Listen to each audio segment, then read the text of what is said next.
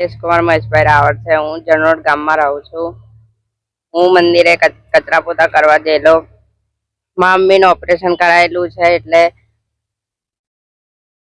પ્રમુખે કહ્યું હતું કે તારે જવું પડશે તો હું જતો તો 22 તારીખે મંદિરમાં ચોરી થઈ છે।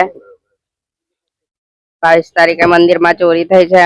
મને એમ લાગ્યું કે પૂજારી વહેલા આવ્યા તો મારે મેં તો હું કામ કરીને ના આવતો રહ્યો। મને એવું ખબર નહીં કે ચોરી થઈ કે નથી થઈ। પછી 9 વાગે પછી બધા ભેગા થયા હતા અને મને ખબર પડી કે મંદિરમાં ચોરી થઈ તે માર પર આરોપ મૂકવામાં આવ્યો છે તે તું લઈ ગયો છે। 29 તારીખે મને પોલીસ સ્ટેશન બોલાવ્યો છે। 29 તારીખે હું આવ્યો તો 2 વાગ્યાનો ગાડી 5 વાગ્યા વળી બેહ રાખ્યો તો પછી 5 વાગે પીઆઈ બેન આવેલા તે મને ઓફિસમાં લઈ ગયા। ઓફિસમાંથી પછી કે બીજી ઓફિસમાં લઈ જાઉં છું। બીજી ઓફિસમાં લઈ ગયા। બીજી ઓફિસમાંથી લઈ જઈને પછી મને પૂછવામાં આવ્યું કે તે લીધું છે? બધા ટ્રસ્ટી એમ કે છે કે તું લેવા લઈ જો છું સવારમાં।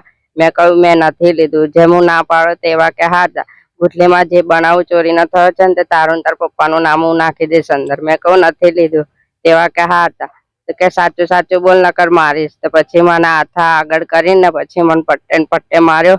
પછી પેલા સાહેબ બીજા સાહેબ હતા તેમને મને કહ્યું હા તો બેહીને પછી તળિયામાં મને પટ્ટે મારે। જો સુધી હું ના કરતો મેં નથી લીધું તો એ મારે જ કરતા। પીઆઈ બેન જાતે ને બે સાહેબ બેન સોલંકી બેન કોણ છે? પીઆઈ